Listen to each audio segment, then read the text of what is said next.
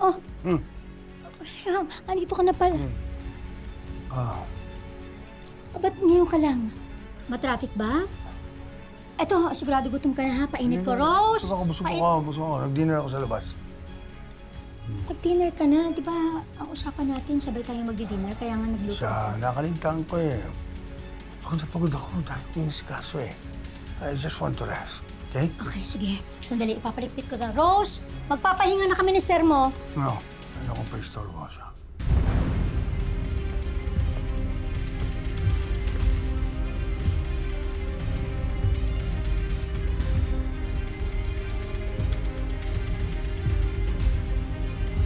Nag-iba ka na, William. Sana hindi tama ang kutob ko.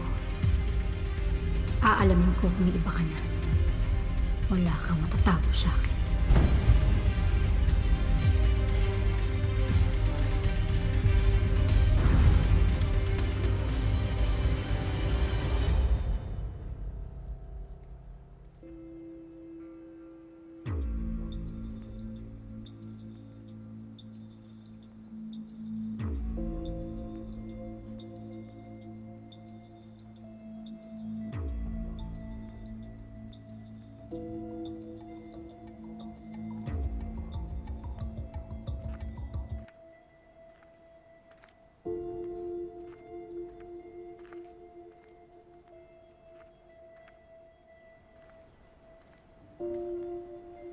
May mga tanong kayo?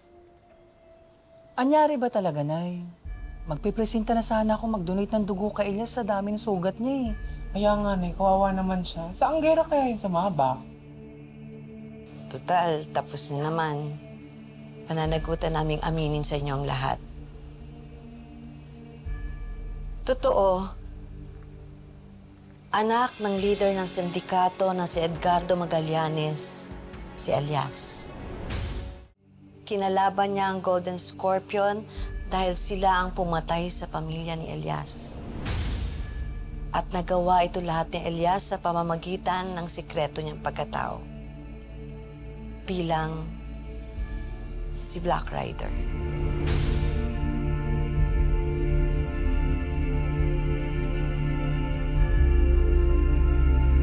At kaya naman sumugod ang mga Golden Scorpion sa palangga.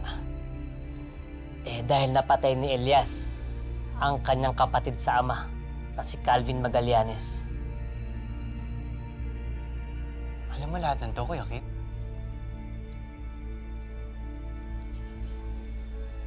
Pati ikaw, Ate Bane? Alam mo? Kailan ko lang din nalaman. Kaya nga kami sumunod sa isa, Laktan eh.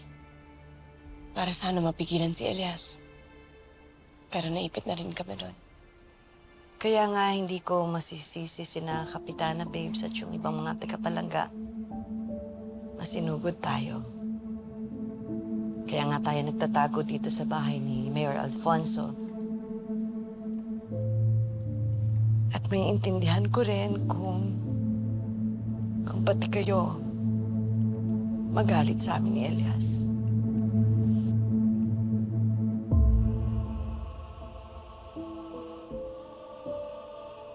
Hindi po namin kayo sinisisi ni Kuya Elias.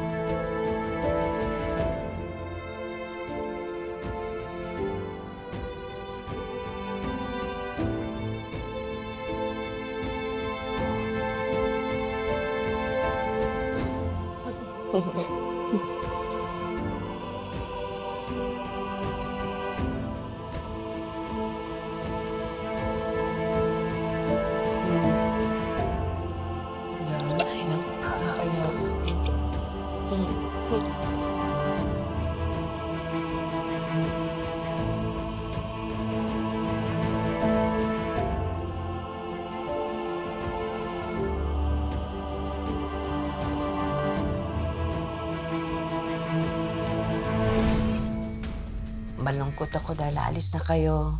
Napamahal niyo sa akin si Bonjoy.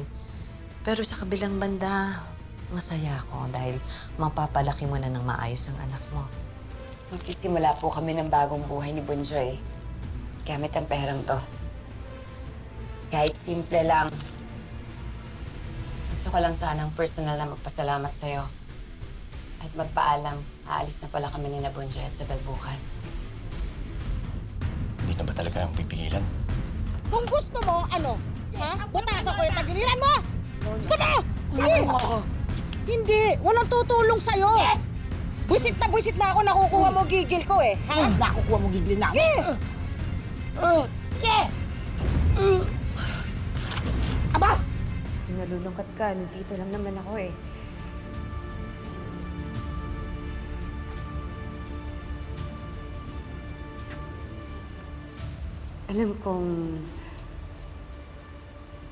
Alam mo na meron ako nararamdaman sa'yo. Mabuting tao si Elias. Hindi siya mahirap mahalin. Ba't maraming tao? Ano nangyari? Ano nangyari? Dok! Dok! Dok! Dok! Dok! Dok! Hindi pwede! Ano nangyari? Hindi mo nga ako anak! Kamukha ko lang siya pero hindi ako yun. Sadyang baliw ka lang talaga! Aalis ako sa bahay na to, kaya pakawalan niyo na akong dalawa! Napaka-ingrato mong hinayupa ka. Kung hindi dahil sa kapatid ko, patay ka ng hayop ka. Utang mo ang buhay mo sa kapatid ko!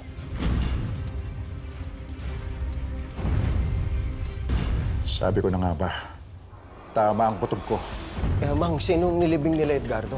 Wala akong pakialam kung sino man yung nilibing nila o pinagluksa nila. Isa lang ang sigurado dito. Buhay si Calvin. Buhay ang anak ko. Pineke mo ang DNA test. Tama ba ako?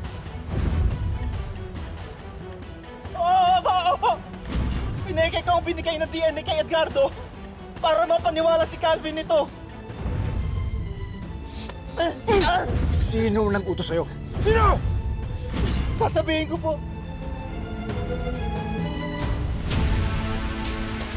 Ceasefire!